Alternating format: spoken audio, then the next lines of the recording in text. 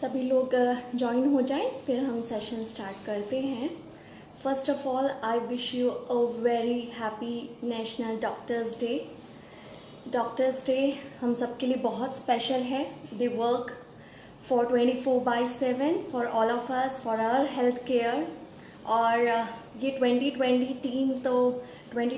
वाला थीम तो specially meant for expression of gratitude, ताकि हम उनको थैंक्स गिविंग कहें जो ये कोविड-19 पीरियड में वो लगे हैं हम सबकी हेल्थ, वेलनेस, वेलबींग के लिए। तो thank you very much doctors. और साथ ही जो psychologist, counsellors, mental health trainers, givers, providers हैं, उनके लिए भी थैंक यू कि वो बहुत ही महत्वपूर्ण रोल निभा रहे हैं इस पीरियड में हेल्थ को स्प्रेड करने के लिए। Thank you very much. हम इंडिया में 1 जुलाई को सेलिब्रेट करते हैं। जो ग्रेट फिजिशियन थे उनका कंट्रीब्यूशन बहुत था हेल्थ इंडस्ट्री में। डॉक्टर बिधान चंद्र रॉय जो सेकंड चीफ मिनिस्टर भी रहे वेस्ट बंगाल के, आज उनका बर्थ और डेथ एनिवर्सरी दोनों हैं, और इसलिए हम इंडिया में डॉक्टर्स डे आज 1 जुलाई को मनाते हैं। हम एक्सप्रेशन ऑफ ग्रैटिट्यूड की बात कर रहे थे और यही एक्सप्रेशन की ही बात आज हम कर रहे हैं।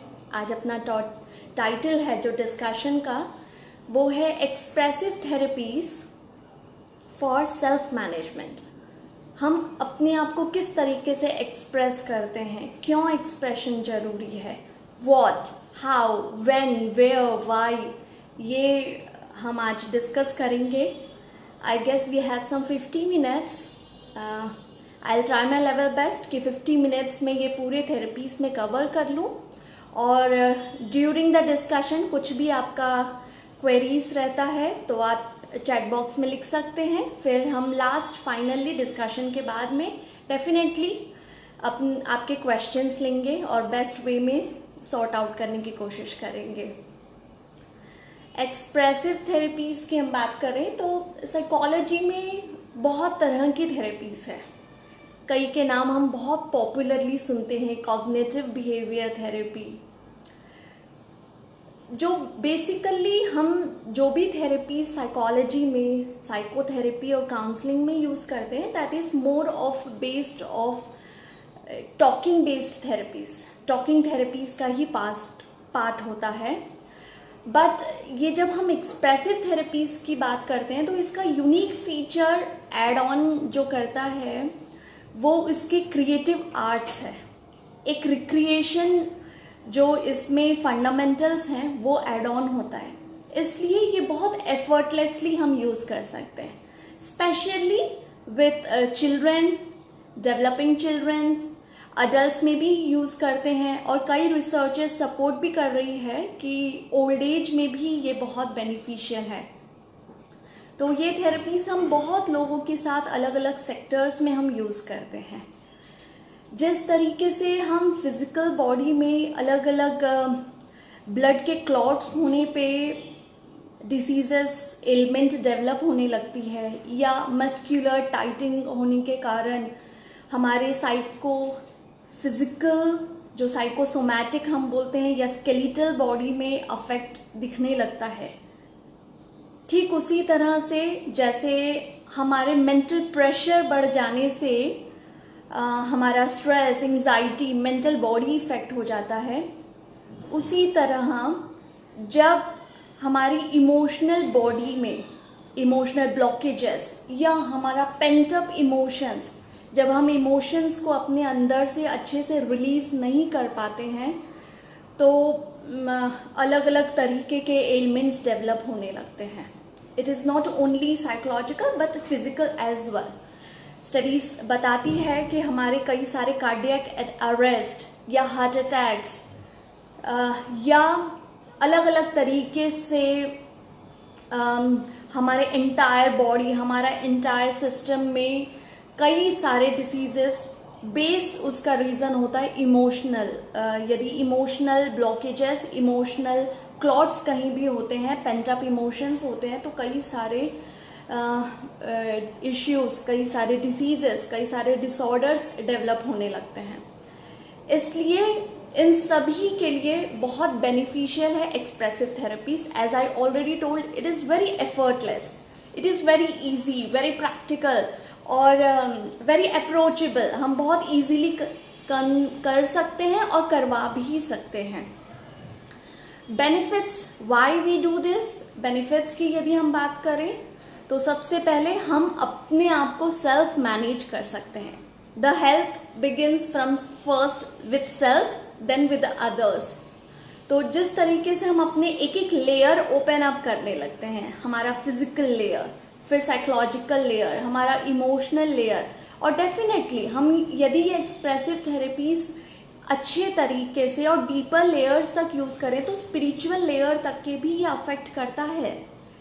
Recent researchers have starting doing in this. हम स्पिरिचुअल लेयर पे भी हम करने लग गए हैं. पहले रिसर्चर्स इतनी नहीं मिलती थी evidences, but now we have started doing that.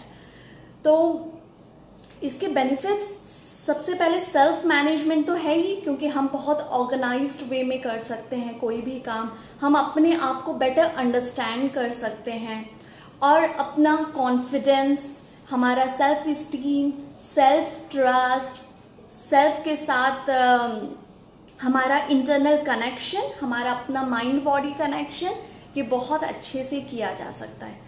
और there is a long list कि हम किस किस तरीके से यूज़ कर सकते हैं. हमारा बॉडी इमेज, हमारे मूड को अपलिफ्ट करने के लिए, हमारा बॉडी कोऑर्डिनेशन के लिए बहुत हेल्पफुल होता है. हम अपने आप को सेल्फ हीलिंग की तरह यूज़ कर सकते हैं, प्रॉब्लम सॉल्विंग की तरह, बैलेंस करने के लिए, मेंटल हेल्थ अपलिफ्ट करने के लिए और रिलैक्सेशन के लिए भी हम यूज़ कर सकते हैं. अभी लेटेस्ट मैं यदि बात बताऊं तो इस कोविड-19 और जब लॉकडाउन, अभी तो हम अनलॉक की तरफ आगे बढ़ चुके हैं, अनलॉक 1 और 2, मगर जब प्योरली लॉकडाउन वाला फेज चल रहा था तो हम अलग अलग तरीके से गूगल ब्राउजिंग कर रहे थे कि हम रिक्रिएशन कैसे करें, चिल्ड्रन को क्या घर पे ही स्टे होम गेम्स खिला सकते हैं, या बेटर स्ट्रेस मैनेजमेंट हम किस तरीके से करते हैं, स्टेइंग इंडोर्स. इस तरीके से बहुत सारे ब्राउजिंग हम कर रहे थे.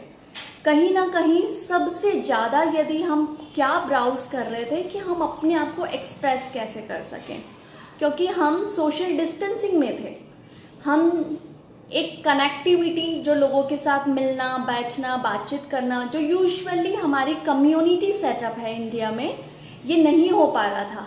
तो हम अपने आप को एक्सप्रेस करने के लिए ब्राउजिंग कर रहे थे. ये सबसे ज़्यादा हमने ब्राउज किया इस पीरियड में. तो this is very important to express our self first. Start करें कि किस तरीके से ये वर्क करती है थेरेपीज. तो 4 कैरेक्टरिस्टिक्स हमें समझना ज़रूरी है. ये 5 एक्सप्रेसिव थेरेपीज हैं. इसके बेसिक 4 कैरेक्टरिस्टिक्स. सबसे पहले सेल्फ एक्सप्रेशन. हम अपने आप को एक्सप्रेस करना चाहते हैं. जब भी हम अपनी बातें एक्सप्रेस नहीं करते हैं तो मन में अंदर ही अंदर ब्लॉक्स डेवलप होने लगते हैं और फिर एक साथ वो किसी तरीके से वोल्केनो सुनामी की तरह ही ब्लास्ट होता है. बहुत बेस्ट यदि मैं एग्जांपल दूं तो एंगर को समझने के लिए बहुत इजी हो जाएगा. हम छोटी छोटी अपनी महत्वाकांक्षाएं, छोटे छोटे desires, wishes, maybe with our friends, family, relatives, हम कलेक्ट करते जाते हैं.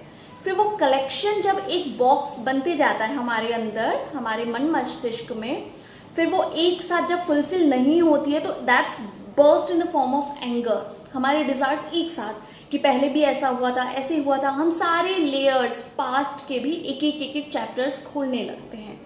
पास्ट से लेके हम प्रेजेंट डेट टिल डेट तक के हम यूज़ करने लगते हैं कि क्या क्या ऐसी मुश्किलें थी, ऐसे क्या क्या प्रॉब्लम हुई थी, मेरे साथ ही ऐसा क्यों हुआ, आप और मेरा रिलेशन ऐसा क्यों होता है.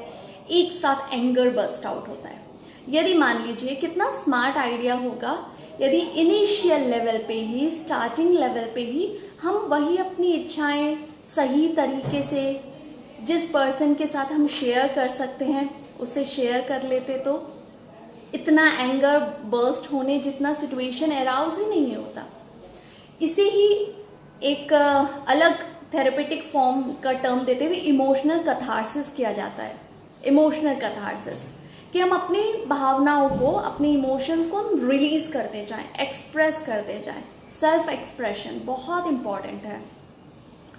यही यदि हम एक एक लेवल पे आगे बढ़ते जाएं तो स्पिरिचुअल लेवल तक के भी कैसे जा सकता है। निष्कासन तप की बात करते हैं पंडित श्री राम शर्मा आचार्य जी। कैथार्सिस साइकोलॉजी में एक सुपरफिशियल बेस लेवल की बात कर रहे हैं। यदि वही हम स्पिरिचुअल कंटेक्स्ट में बात करें तो निष्कासन तप, कि हमने जो भी गलत काम किया है, जो भी हमारे अंदर, हम कन्फेस करते जा रहे हैं और आगे के लिए रिजॉल्व कर रहे हैं कि हम ये मिस्टेक्स नहीं करेंगे। जो भी हमसे प्रारब्ध हुए हैं, दुख हुए हैं, दर्द हुए हैं, निकालते रहते हैं एक एक चीज़ें। इस तरीके से हम सेल्फ एक्सप्रेस करते हैं। और सेकंड कैरेक्टरिस्टिक है एक्टिव पार्टिसिपेशन, क्योंकि जब भी हम एक्सप्रेशन की बात करते हैं तो हम किसी ना किसी के साथ कनेक्ट भी करते जा रहे हैं। May be sometimes in the form of accessories, जैसे हम अलग अलग आगे बात करेंगे, थेरेपीज में हम एसेसरी यूज करते हैं, कुछ कुछ ऑब्जेक्ट्स हम यूज करते हैं सपोर्टिंग, या तो वो, या किसी के साथ हम कर रहे हैं। ग्रुप प्रैक्टिस भी हम करते हैं। इस एक्सप्रेसिव थेरेपीज का एक और एडवांस फीचर है कि हम ग्रुप सेटअप में भी कर सकते हैं, may be in a classroom, may be among our family members, या हम कुछ सेशन लेते हैं तो उसी सेशन का एक पूरा बैच हम सब मिलके कर रहे हैं। तो ये ग्रुप एक्टिविटी के कारण हमारी वी फीलिंग बहुत डेवलप होने लगती है। वी फीलिंग नहीं तो यूजुअली क्या होता है, हम बहुत सेल्फ सेंट्रिक पर्सन बन के रह जाते हैं। We feel so lonely, isolated. मगर हमारे ग्रुप कनेक्टिविटी, एक ग्रुप डायनामिक्स हमारा बहुत अच्छा बन जाता है जब हम दूसरों लोगों के साथ काम करते हैं और हमारा वी फीलिंग डेवलप होने लगती है। तीसरा कैरेक्टरिस्टिक है इमेजिनेशन। ये एक्सप्रेसिव थेरेपीज एक बहुत अच्छा वर्क करती है हमारी क्रिएटिविटी डेवलपिंग के लिए। इसलिए इन वन वे और अदर स्कूल्स में, specially in terms of play school and primary schools में डेफिनेटली यूज़ किया जाता है।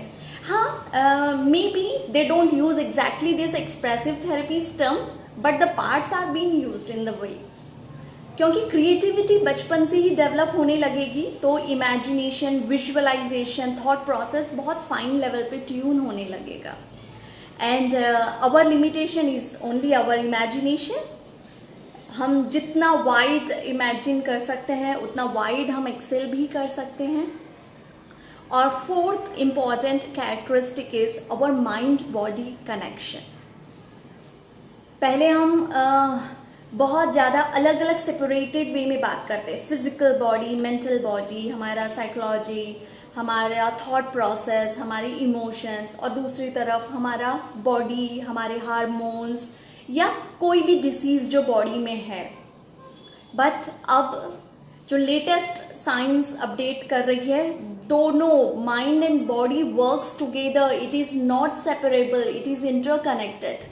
यदि आपके फिजिक में भी कोई बीमारी है तो उसका रिफ्लेक्शन माइंड ही है। यदि माइंड में कुछ बॉडी है तो वो बॉडी का physique and mentally is interconnected, is one and the same, it is parallel, it's two one same line connecting you, not separate that. तो ये 4 कैरेक्टरिस्टिक्स के बेस पे ही हमारी ये 5 थेरेपीज जो एक्सप्रेसिव थेरेपीज हैं वो वर्क करती हैं। एक्सप्रेसिव थेरेपीज, सबसे पहला आर्ट, कला। हम किसी भी तरीके से यदि आर्ट यूज करते हैं, may be in the form of colouring, pencil sketch, drawing, या राइटिंग करके लिखते हैं, हम लेटर्स लिखते हैं, हम जर्नलिंग करते हैं, हम अपना एक्सपीरियंस लिखते हैं, या हम अपनी फीलिंग्स को, इमोशंस को हम पोइट्री के फॉर्म में रिफ्लेक्ट करते हैं। हम कुछ ना कुछ पेपर क्राफ्ट, एम्ब्रॉयडरी, डिज़ाइनिंग हम कुछ कर रहे हैं, आर्ट का ही रिफ्लेक्शन है वो। या हम फेस्टिवल सेलिब्रेशन में रंगोली बनाते हैं, art. It has important feature, colours हम उसमें ज़्यादा यूज़ करते हैं, and every colour is a reflection of one emotion. Red colour a symbol of anger, golden yellow colour courage, fear का कलर कहा जाता है ब्लैक कलर है, पीस का कलर वाइट, लव का कलर इज मोर पिंक। इस तरीके से हर एक इमोशंस कलर कनेक्टेड होते हैं।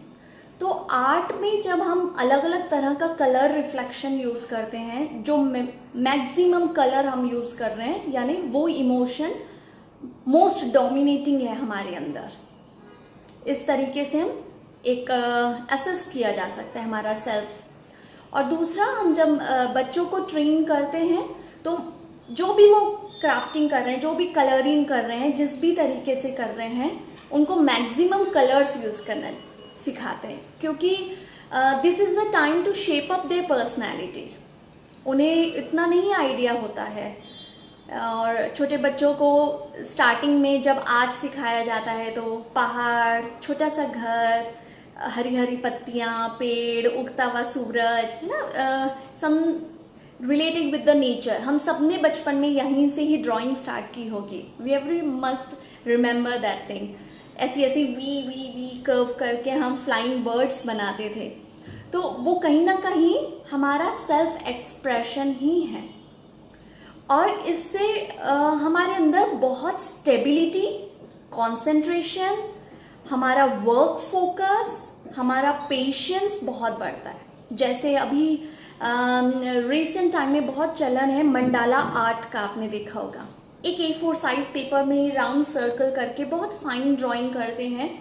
It is one single page but it takes so many hours and days to fill that picture, क्योंकि बहुत फाइन छोटी छोटी फूल, पत्तियाँ, पेपर स्केचिंग, इस तरीके से माइन्यूटली वर्क किया जाता है।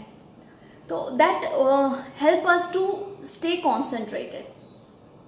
और कहा जाता है कि आर्ट थेरेपी वहीं स्टार्ट होती है जब हमारा टंग, हमारे वर्ड्स ख़त्म हो जाते हैं, जब हमारे पास बोलने के लिए एक्सप्लेनेशन वर्ड्स नहीं बचते हैं, वहाँ आर्ट्स का लैंग्वेज शुरू हो जाता है।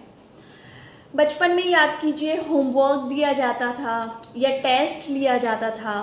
टेस्ट अभी भी हम देते ही हैं, हायर एजुकेशन तक के ही एग्जामिनेशंस, टेस्ट अलग अलग तरीके का चलता ही रहता है। This is the form of self expression. या हम अलग अलग ऑफिसेस में परफॉर्मेंस अप्रेजल भरवाते हैं। अब तो एकेडमिक्स में भी परफॉर्मेंस अप्रेजल होता है। कभी बॉस अपने सबॉर्डिनेट का भरते हैं, या sometimes performance appraisal is been filled by our self expression का ही है कि हमारी परफॉर्मेंस कितनी है, हम 10 में से 5, 7, 8 कितने रिवॉर्ड देंगे in the form of self expression. हम अपने स्किल्स को कितना अंडरस्टैंड करते हैं। या और सिंपलेस्ट वे, आप इवनिंग में कभी भी घर में भी वापस प्रैक्टिस कीजिए। आप रैंडमली कोई मैगजीन उठाइए, कोई न्यूज़पेपर उठाइए, या एक पेपर और पेन लीजिए और कुछ भी अपना एक्सपीरियंस लिखना शुरू कीजिए। आज सुबह से ये हुआ था, इतने बजे ये किया, या कुछ भी एक सिंगल इंसिडेंट, एक पैराग्राफ, सम 5-6 लाइन्स, एक इंसिडेंट बस लिखिए आप। उसके बाद में आप एक बार को रोकिए, वापस पढ़िए उस इंसिडेंट को। उस पैराग्राफ में ज़रूर कहीं ना कहीं एक इमोशन उसमें ज़रूर होगा, कुछ ना कुछ एडजेक्टिव्स हमने यूज़ किया होगा। All the adjectives are a form of emotions. इस तरीके से आर्ट थेरेपी हम यूज़ करते हैं। फोटोग्राफी हम बहुत आजकल सेल्फी बनाते हैं, अलग अलग तरीके से वीडियोस हम बनाते हैं। It is a form of art. हम उसमें अलग अलग कलर्स करते हैं, उसमें फाइन ट्यून करते हैं, कहीं ब्लर आ गई है उसको अलग अलग करते हैं। अलग अलग तरीके से हम आर्ट्स का यूज़ करते हैं। Second therapy is drama therapy. Drama therapy as a form of psychodrama भी कहा जाता है इसको, जो जैकब मोरेनो ने स्टार्ट किया था। जो फ्राइड की साइको एनालिसिस है, उसका बिहेवियर एस्पेक्ट जब यूज़ किया था, that become as a psychodrama by Moreno. और इसका अपने आप में बहुत इम्पोर्टेंस है। किसी भी तरीके से हम थिएटर, एक्टिंग को हम रिफ्लेक्ट करते हैं, मे बी वी वॉच और maybe we perform, that is a releasing of our expressions. और ड्रामा थेरेपी स्पेशली हम किस तरीके से यूज़ कर सकते हैं, मे बी बड़ों के लिए या हम सब भी sometimes we feel don't like to read books, read novels, उसी का ही हम वेब सीरीज उठा लेते हैं, उसी का ही हम कोई एपिसोड्स या सीरियल्स वॉच करने लगते हैं, तो विजुअलाइज करके हम ज़्यादा अच्छे से समझ लेते हैं। क्योंकि जब जितनी भी हमारी सेंस ऑर्गन्स ज़्यादा इन्वॉल्व्ड होती हैं जिस भी प्रैक्टिस में, उतना बेटर लर्निंग हमारा होने लगता है। Sometimes it is only auditory, sometimes it is only visual, but when we use multiple sense organs all together, that gives a proper effective way, multiplically ज़्यादा इफेक्टिव होता है। और ड्रामा थेरेपी उन लोगों के लिए भी बहुत हेल्पफुल होता है जो बहुत इन्फीरियॉरिटी कॉम्प्लेक्स में होते हैं, बहुत हेजिटेशन करते हैं, जो अपने आप को अंदर उनके अंदर बहुत बातें होती हैं, they want to express, but maybe any of those reasons वो express नहीं कर पाते, वो inhibited feel करते हैं। तो अंदर ही अंदर inhibited रखना फिर कहीं ना कहीं इमोशनल ब्लॉकेज क्रिएट करके आगे के लिए नेगेटिव डायमेंशन या नेगेटिव एस्पेक्ट की ओर जाना, better to release in advance. हम ड्रामा थेरेपी में मास्क यूज़ करते हैं, मुखौटा, हम अलग अलग तरीके से प्रॉप्स यूज़ करते हैं, हम स्किट यूज़ करते हैं, मिमिक्री यूज़ करते हैं, पपेट्स यूज़ करते हैं और अपना रोल प्ले करके एक स्टोरी टेलिंग देते हैं इन द फॉर्म ऑफ अलग अलग मैसेज गिविंग या लर्निंग या एथिक्स। समटाइम्स यदि हमें किसी चीज़ डायरेक्टली किसी को बोलने में बहुत दिक्कत होती है, मे बी ईगो क्लैशेस है, मे बी ऐसा सिचुएशन रिसेप्टिविटी नहीं है कि हम ये चीज़ किसी को करेक्ट करने के लिए, रेक्टिफाई करने के लिए बोल दें, तो हम क्या करते हैं, उसी का ही एक वीडियो दिखा देते हैं। जैसे पहले advertisements is was only with a marketing है ना फॉर्मूला, बट अभी आप यदि एडवर्टाइजमेंट्स देखेंगे, कई सारे ऐसे एडवर्टाइजमेंट्स हैं जो कहीं ना कहीं इक्वालिटी की बात करेंगे कि girls and boys gender equality है, या मेन एंड विमेन की, या गर्ल पावर को दिखाते हुए कहीं ना कहीं अ मैसेज गिविंग। तो कई सारी लर्निंग्स एक शॉर्ट वीडियो या एपिसोड से हो जाता है। जैसे मे बी हम में से बहुत कम लोगों ने पूरी रामायण, महाभारत या श्रीमद् भागवत गीता पढ़ा होगा, समझा होगा, बट जब हम एक एपिसोड फॉर्म में देख लेते हैं, एक पिक्चर के फॉर्म में, एक मूवी के फॉर्म में, तो वो लर्निंग बहुत अच्छे से हो जाती है।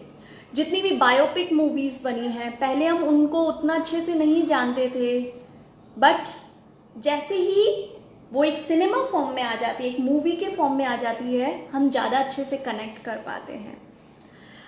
जैसे जो हरिश्चंद्र जी की स्टोरी थी, उनसे ही देख के प्रभावित होके महात्मा गांधी जी ने सत्य का पालन किया था, है ना। इस तरीके से we start learning it, receiving it. Third therapy is play therapy. Play therapy specially meant for children and old age, जिनकी धीरे धीरे बोन्स डिके होने लगती हैं। ये बहुत बेनिफिट होता है इंटरपर्सनल स्किल्स डेवलप करने के लिए, साइको सोशल डिफ़िकल्टीज़ को ओवरकम करने के लिए। और ये प्ले थेरेपी में जो भी हम टॉयज़ यूज़ करते हैं, जो भी छोटे छोटे गेम्स, स्पोर्ट्स में भी video games, board games, card games या क्ले गेम होते हैं, सैंड गेम्स होते हैं, ये हम जो भी यूज़ करते हैं that works like a words. ज़रूरी नहीं है कि हम हर कुछ वर्बली ही एक्सप्रेस करें, वो टॉयस अपने आप में वर्ड्स की तरह काम करता है। और जो हम खेल खेलते हैं उस प्ले थेरेपी, एक थेरेपेटिक डायमेंशन को लेते हुए, that works as a language that is itself a message giving. जिस तरीके से एक प्लूशी की बहुत अच्छी कॉन्सेप्ट है जिसमें कहा जाता है कि लगभग 80% हम नॉन वर्बल कम्युनिकेशन ही यूज़ करते हैं, यानी जितना भी हम बात करने में यूज़ कर रहे हैं, जितना भी वर्ड्स हम यूज़ कर रहे हैं एक्सप्लेनेशन में, उससे ज़्यादा हम अपना बॉडी जेस्चर, पोस्चर, एक्सप्रेशंस हम यूज़ करते हैं। तो ये टॉयस उसी तरीके से ही काम करता है कि जब भी हम एक प्ले करते हैं ग्रुप में, टीम बिल्डिंग आती है ना, शेयरिंग केयरिंग वाली स्किल्स हमारे अंदर डेवलप होने लगता है, हमारे अंदर ग्रुप डायनामिक्स डेवलप होने लगता है, और definitely it is advance feature of entertainment and fun as well. और यदि जीन पयाजीत की बात करें, जिनका काफ़ी कंट्रीब्यूशन है चाइल्ड साइकोलॉजी में, तो उनका ये कहना है कि प्ले थेरेपी में जो इन्नीट क्वालिटीज़ है उसमें अपने आप ही हम मास्टरी करना सीख जाते हैं। और ये भी कहा जाता है कि अपना जो एक एक लेयर्स हम अनफोल्ड करने लगते हैं वो बहुत अच्छी तरीके से हम कर सकते हैं, specially with special reference to children. और यही ओल्ड एज में यदि ऐसा देखा जाए तो कई हम अपने फैमिली या सोसाइटी में आपने देखा होगा लंग स्पेशलिस्ट के पास जाते हैं जिनका भी लंग्स उतना स्ट्रांग नहीं होता है, तो उनको बलून्स फिल करने के लिए बोलते हैं। It is one feature of play therapy कि जितना आप बलून्स फिल करोगे, वो कहते हैं कि एक बलून फुलाइए, उसको हवा निकाल दीजिए, फिर उसी बलून को बार बार फिल कीजिए। दिन में 2-3 बार आप 4-5 बार इस तरीके से करिए। तो this is a part of play therapy. या फिर कई स्पीच थेरेपिस्ट उनको बार बार वोकल टंग ट्विस्टर गेम्स खिलाते हैं, एक ही चीज को आप अलग अलग तरीके से बोलिए ताकि उनका वोकल वॉइस क्लैरिटी हो। या कई सारे ऑर्थो मोटर स्किल्स सिखाते हैं। 1 मिनट के बहुत सारे हम गेम्स खेलते हैं कई सारे कॉम्पिटिशन्स में या पिकनिक्स में, जिसमें 2 बाउल हम रखते हैं, स्पंज से बिना नीचे पानी गिरे फिल करने लगते हैं। ऐसे कई सारे they are so many number of play therapy, small tiny games we practice. That is a part of our motor skills, development of these parts. इस तरीके से गेम का अपने आप में बहुत इम्पोर्टेंस होगा। और आउटडोर गेम्स का अपना इम्पोर्टेंस है। डेफिनेटली इस ड्यूरेशन में हम इतना ज़्यादा आउटडोर गेम्स नहीं खेल सकते हैं, वी हैव आवर लिमिटेशंस।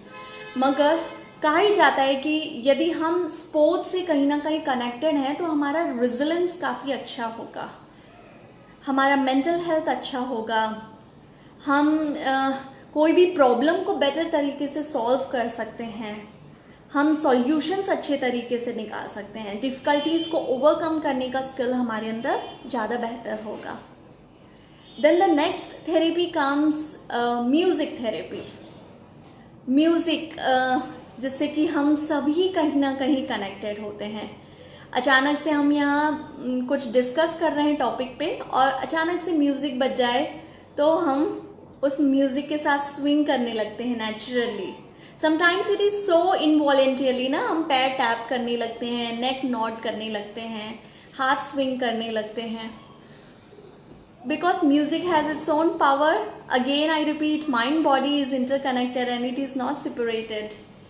और म्यूज़िक इज़ एनीथिंग जहाँ हम सुनते हैं, साथ में गाते हैं, गुनगुनाते हैं, we also sing and a playing of various musical instruments as well.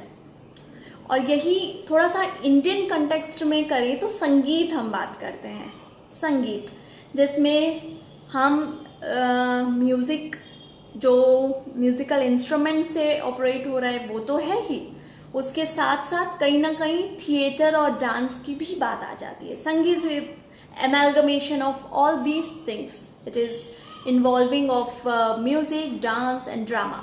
संगीत क्योंकि वो हमारी अपने आप को मैनेज करने के लिए, अपनी पर्सनैलिटी को ऑर्गेनाइज्ड करने के लिए, हमारी अंडरस्टैंडिंग बेटर करने के लिए बहुत अच्छा एक रिसोर्स है।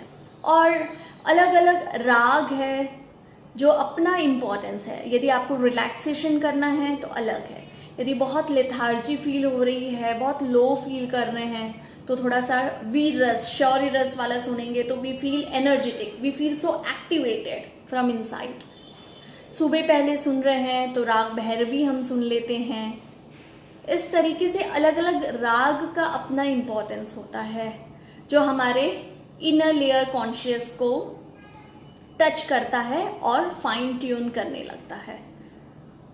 और उसके बाद में बिल्कुल म्यूजिक का ही अलग कनेक्टिंग हो जाता है डांस, क्योंकि music helps to make various body movements. जब भी हम डांस करते हैं तो it is definitely body physical movements, it is our facial expressions, it is our eye movements, it is making various bodily gestures, postures as well. हम किसी भी तरीके से अपने इंटरेस्ट के अकॉर्डिंग हम डांस कर सकते हैं। यदि थोड़ा सा यहाँ पे भी इंडियन कंटेक्स्ट में बात करें तो जो इंडियन डांसेस है, स्पेशली इंडियन फोक डांसेस या क्लासिकल डांसेस है, which is a rich resource of emotions, जहाँ नवरस की बात की जाती है, 9 इमोशंस की बात की जाती है, तो हम अंदर ही अंदर उस तरीके का म्यूजिक प्ले करते हैं और अपने अंदर के इमोशंस को बाहर रिफ्लेक्ट करते हैं। यदि एंगर आ रहा है, रौद्र तांडव। यदि बहुत हार्मनी, पीस, लव फील हो रहा है तो श्रृंगार रस, जहाँ कृष्ण राधा का रास हम करते हैं। इस तरीके से हम अपने नेगेटिव इमोशंस को पॉजिटिव इमोशंस की तरफ हम सब्लिमेट कर सकते हैं, हम चैनलाइज कर सकते हैं। One of the defence mechanism is sublimation. हम चैनलाइज कर देते हैं। यदि मान लीजिए मेरे अंदर नेगेटिव इमोशंस आ रहा है और वही नेगेटिव इमोशंस मैं आपके साथ रिफ्लेक्ट कर दूं, तो इंटरपर्सनल रिलेशंस ब्रेक हो सकते हैं, नेगेटिव कॉन्सिक्वेंसेस डेवलप होने सकते हैं। बेटर है हम सब्लिमेट कर दें। ऐसे कई सारे साइकोलॉजी में हम सब्लिमेशन टेक्निक्स डेफिनेटली हम यूज़ करते हैं, in the form of empty chair technique, in the form of bursting out technique, boxing boosting techniques.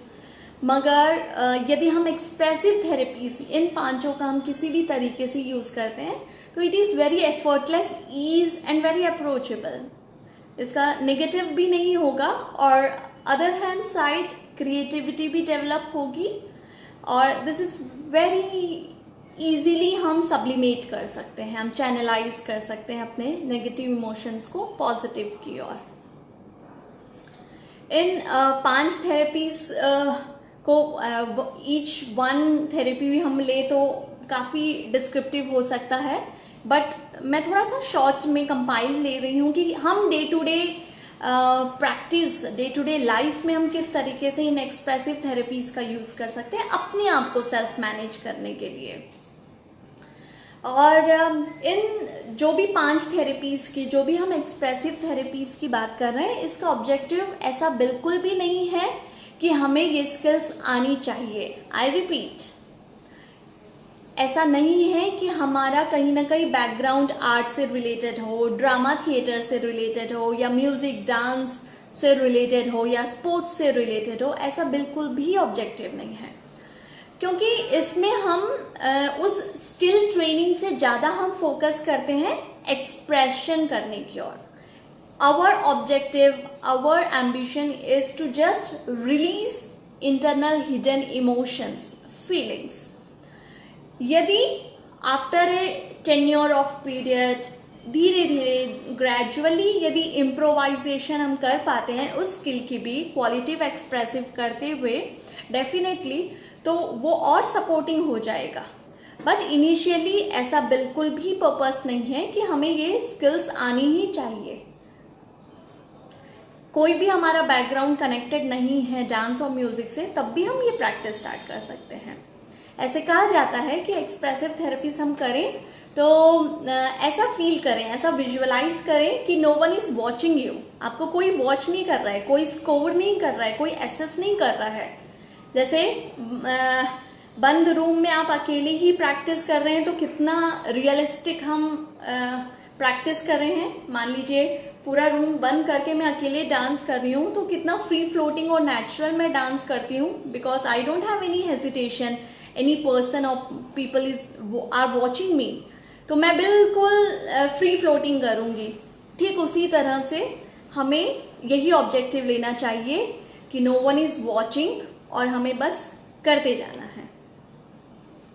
और डेफिनेटली कई तरह के प्रैक्टिसेस हम कर सकते हैं। एक सिंपल प्रैक्टिस हम यहाँ पे भी करते हैं।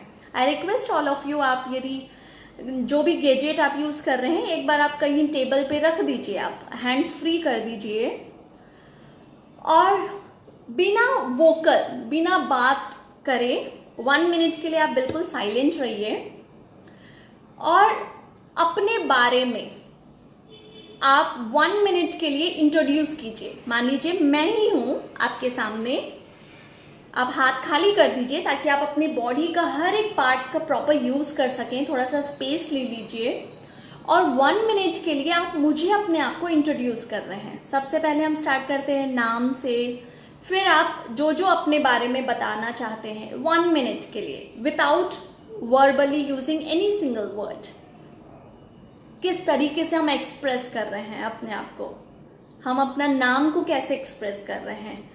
आप अपने नाम को स्प्लिट करते हुए, अलग अलग चंकिंग करते हुए भी उस नाम को एक्सप्रेस कर सकते हैं। नाम की मीनिंग को बताते हुए एक्सप्रेस कर सकते हैं।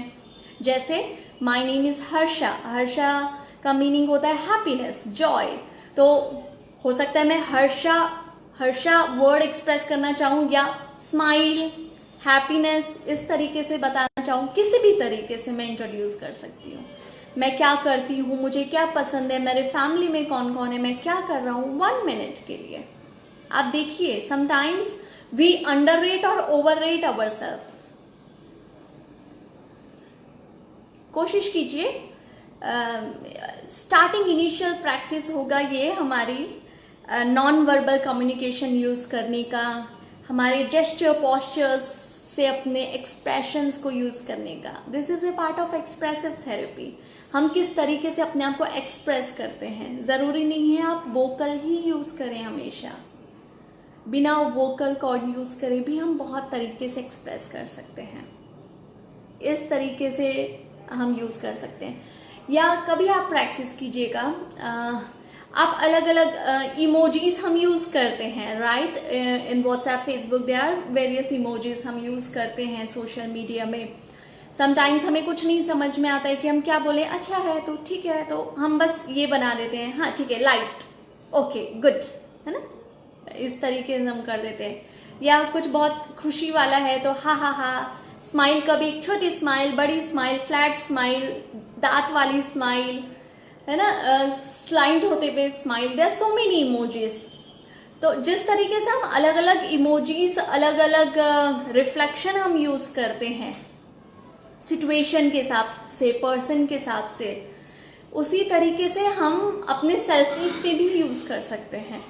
आप देखिए कि किस तरीके से आपका एंटायर रिफ्लेक्शन, एक्सप्रेशन चेंज हो जाता है।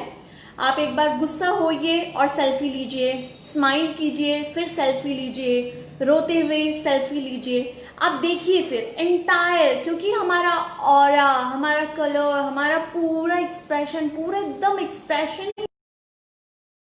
इमोशन रिफ्लेक्शन का ही बात है। तो in this way, in some way और अदर, मगर साइकोलॉजिकल रिसर्चर्स ऑल्सो से कि जब भी हम नेगेटिव इमोशंस को रिफ्लेक्ट कर रहे हैं तो हम मिरर इमेज के सामने बहुत ज़्यादा न करें ताकि वो मल्टीप्लाई न हो। क्योंकि जब भी हम मिरर रिफ्लेक्शन यानी मिरर के सामने या सेल्फी कैमरा हम अपने आप को ही देख पा रहे हैं, इस तरीके से हम नेगेटिव रहेंगे तो वही चीज़ देख के हमारे मेंटल ट्रेसेस में वही वर्क होगा और वही अपलिफ्ट होने लगेगा, वही बढ़ते जाएगा। और वही दूसरी तरफ यदि पॉजिटिव है, बहुत हार्मनी में हम कुछ चीज़ यूज़ कर रहे हैं और बहुत हम रिफ्रेश्ड हैं, एनर्जेटिक हैं, हैप्पी हैं, बहुत ग्लैड और पीस हैं, तो हम मिरर रिफ्लेक्शन में देख के हम वही इमोशंस, पॉजिटिव रिफ्लेक्शंस हम देते जाएंगे तो वो मल्टीप्लाई होते जाएगा। सो ऑलवेज अवॉइड कि नेगेटिव रिफ्लेक्शंस हम बहुत ज़्यादा यूज़ ना करें। आप एक्सपेरिमेंट के तौर पे एक बार कर लीजिए, you will understand the difference in your pictures when you take a selfie with various of your emotions, आपको पता चलने लगेगा। और अपना एक्सप्रेशंस को समझने के लिए आप जब भी सिचुएशन में आपके डिज़ायर्स फुलफिल नहीं होते हैं, उस टाइम पे हम किस तरीके से करते हैं, पैर एकदम से हम टैप करते हैं, एकदम से हम हाथ इस तरीके से मुक्का की तरह हम इस तरीके से बीट करते हैं। Our gesture posture is very much connected with our emotions. और इस तरीके से हम gradually after period of time, हमारा मेन ऑब्जेक्टिव है कि सिर्फ हम अपने आप को एक्सप्रेस करें ताकि internal emotional blockages, pent up emotions न हो। और अदर हैंड साइड धीरे धीरे जब हम डे टू डे लाइफ में ये प्रैक्टिस लाइफ में इंकलकेट करने लगते हैं तो ये एक एक लेयर ओपन अप होने लगता है, physical, mental, social, emotional, spiritual layers तक के, and that helps to manage our own self. तो this is a short description for 50 minutes जिसमें हमने एक्सप्रेसिव थेरेपी समझा, इसकी इम्पोर्टेंस, और 5 थेरेपीज हम यूज़ करते हैं as a part of expressive therapies: art, drama, play, music and dance. और उसके माध्यम से हम इस तरीके से अपना एक्सप्रेशन करते हैं। डेफिनेटली इसके लिमिटेशंस यदि बोले तो एज सच बहुत ज़्यादा ही यदि पर्सन हेजिटेंट फील करते हैं, बिल्कुल ही नहीं करना चाहते हैं, बहुत ही इनहिबिटेड हैं कि थोड़ा भी बोलने में उनको हेजिटेट होता है, इतना इंट्रोवर्ट है, इतना इनहिबिटेड है, तो इट विल टेक टाइम। थोड़े से सेशंस, थोड़ी सी प्रैक्टिस के बाद में वो धीरे धीरे ओपन अप होने लगेंगे। तो बेसिकली यही लिमिटेशंस होता है इस एक्सप्रेसिव थेरेपीज़ का कि पर्सन बहुत इनहिबिटेड है, हेजिटेंट फील करते हैं तो नहीं कर पाते हैं। और अदर हैंड साइड यदि एक्सप्रेसिव थेरेपीज़ किस तरीके से कहाँ यूज़ हो रही है तो हम बहुत तरीके से यूज़ करते हैं। As I told, rehabilitation centres में हम यूज़ करते हैं, अलग अलग मेंटल हेल्थ सेटअप्स में यूज़ करते हैं, हॉस्पिटल्स, क्लिनिक्स में यूज़ करते हैं, इवन फिजिशियंस, ऑर्थोपेडिक्स, कार्डियोलॉजिस्ट, ये सब भी यूज़ करते हैं एक्सप्रेसिव थेरेपीज इन सम वे और other. So it is been used in many ways. हम डायरेक्टली टाइटल नहीं देते हैं बट वी यूज़। आप यदि फॉर नेक्स्ट 24 आवर्स अपने आप को ऑब्जर्व करें और जस्ट देखें कि हम कैसे यूज़ कर रहे हैं। आप कहीं किसी से फ़ोन में बात कर रहे हैं, कोई आप वीडियो देख रहे हैं, कोई आप टेलीविज़न में वॉच कर रहे हैं एपिसोड, कुछ सोशल मीडिया में फ़ोटो देख के आप कमेंट करते हैं, कहाँ कहाँ आप एक्सप्रेशंस का यूज़ करते हैं। So this expression has its own important and it is worth effective and significant as well to manage ourselves, uplift ourselves on the other hand side. एक पॉजिटिविटी हम स्प्रेड कर सकते हैं, एक स्माइल हम यहाँ पे भी स्प्रेड कर सकते हैं as a form of expression. Yes, smile. So this is a small discussion of expressive therapies from my side. यदि आपको कुछ पूछना हो, any queries if you have, then for the next last 5 minutes questioning answering session we can take and then we can end the session. आज हमने specially बात किया कि हम सेल्फ मैनेज करने के लिए हम एक्सप्रेसिव थेरेपीज कैसे यूज़ कर सकते हैं, और इस सेल्फ मैनेजमेंट के अलावा इस एक्सप्रेसिव थेरेपीज हम हाइपर एक्टिविटी ADHD बच्चों में करते हैं, हम एल्जाइमर्स में करते हैं हम, अलग अलग साइको और फिज़िकल डिसीजेस एंड डिसऑर्डर्स में भी हम यूज़ करते हैं।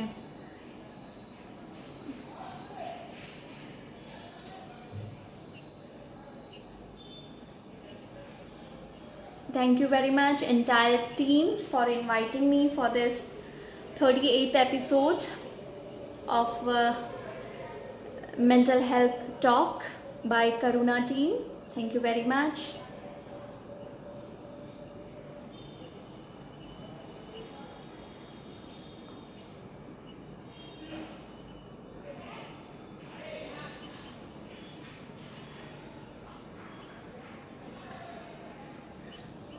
कुछ क्वेश्चंस हो तो definitely I would be happy to answer your questions. And at the end मैं वापस आपको रिमाइंड करती हूँ, आप ज़रूर प्रैक्टिस कीजिएगा। 2-3 प्रैक्टिस हमने बीच में बात किया था, आई रिपीट। एक, आप एक पैराग्राफ कुछ भी लिखिए और आपको पता चलेगा कहाँ कहाँ आपने एक्सप्रेस किया है, कहाँ कहाँ आपने इमोशंस और एडजेक्टिव्स का यूज़ किया है। या मैगजीन न्यूज़पेपर में भी रैंडमली एक पैराग्राफ कोई सा भी निकाल लीजिए। तो अपने आप को हम किस तरीके से इंट्रोड्यूस करते हैं, जहाँ हम जेस्चर पोस्चर यूज़ करते हैं, नॉन वर्बली हमें इंट्रोड्यूस, इस तरीके से हम कर सकते हैं और अंडरस्टैंड कर सकते हैं कि किस तरीके से हमारा एक्सप्रेशन वर्क कर रहा है।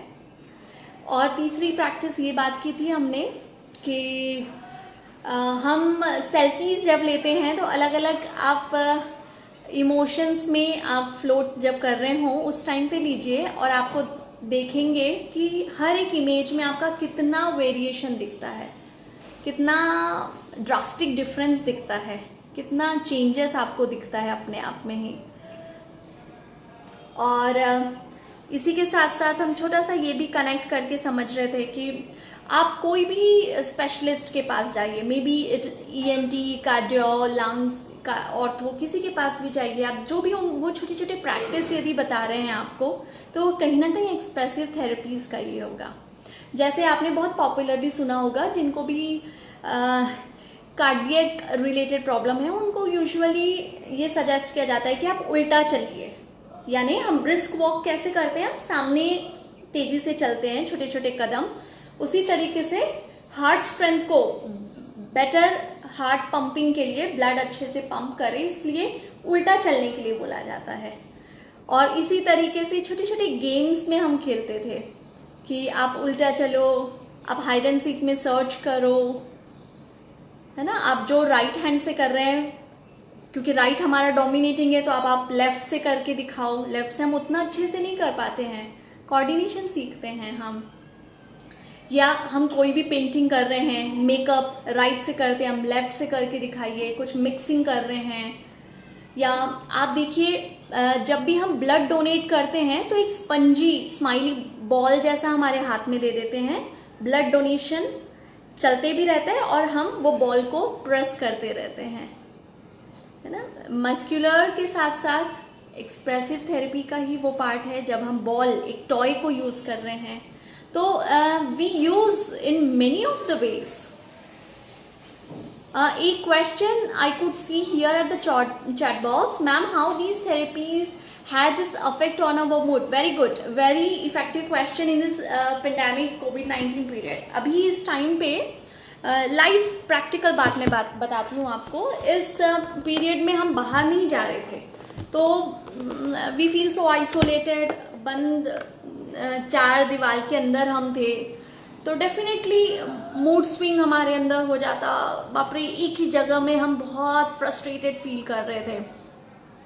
और हम जब भी हम ये चीज़ यूज़ करते हैं, जहाँ हम कलर्स को यूज़ करने लगते हैं, हमारा बिल्कुल माइंड डाइवर्ट होने लगता है, हमारा कॉन्शियस लेवल एकदम से डीपर लेयर पे चला जाता है और हम वही वर्क जो भी हम प्रैक्टिस कर रहे हैं, मे बी आर्ट यदि हमें पसंद है तो अलग अलग कलर्स को यूज़ करते हुए, या हमारा अभी हम बहुत लोगों से नहीं कनेक्ट कर रहे हैं तो सोशल मीडिया के फॉर्म में, वीडियो कॉल्स के फॉर्म में हम विजुअलाइज करके हम वीडियो के थ्रू किसी से कनेक्ट हो रहे थे।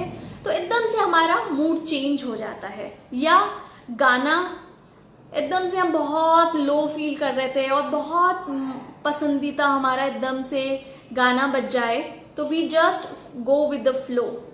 या हमें जिसको भी डांस थोड़ा भी पसंद है तो हम थोड़ा सा डांस कर लेते हैं, थोड़ा सा मूवमेंट कर लेते हैं अपने रूम में, मिरर के सामने, कहीं भी किसी के साथ में, मे बी अलोन, तो हम बिल्कुल एकदम से हमारा मूड चेंज हो जाता है। तो this is releasing of energies, our psychological energies, our mental layers in the form of physical energy. I repeat, mood कैसे हमारा अच्छा होगा? हमारा मूड अंदर ही अंदर कहीं ना कहीं मे बी स्विंग में चल रहा है, लो मूड में चल रहा है, नेगेटिव मूड में चल रहा है, और वो क्या होता है, फिजिकल एनर्जी, फिजिकल एक्टिविटी से वो रिलीज हो जाता है और एकदम डाइवर्टेड हो जाता है। तो वी फील सो रिलैक्स्ड, एकदम रेडिकल चेंज आप देख सकते हैं। जैसे आपको थोड़ा सा एक्सटर्नल एक एग्जाम्पल के तौर पे बताऊं कि एकदम से हमें लग रहा है यार बहुत गर्मी है, अच्छा नहीं लग रहा है, कैसा सीजन हो रखा है, कैसा बेकार सा है। अचानक से बहुत प्यारी सी बारिश है और हमें पसंद है बारिश, और हम बालकनी से देख रहे हैं, तो एकदम से मूड चेंज हो जाता है, हम गाने गुनगुनाने लगते हैं, एकदम से चेंज हो जाता है। Similarly in the same way, जैसे बाहर रिफ्लेक्शन, कोई भी इमेज, कोई भी सिचुएशन, कोई भी न्यूज़ सुन के अचानक से हमारा मूड चेंज हो जाता है, उसी तरीके से जब हम फिजिकली इस चीज़ को प्रैक्टिस करते रहेंगे तो फिजिकल एनर्जी के साथ रिलीज होके हमारा मूड अपलिफ्ट होने लगता है। Any other questions if we have, we can take, or else thank you so much. At the end note, in home message, I would certainly say expressive therapies को आप अपने आप के लिए यूज़ कीजिए, अपने फैमिली, फ्रेंड्स, किड्स के लिए डेफिनेटली यूज़ कीजिए।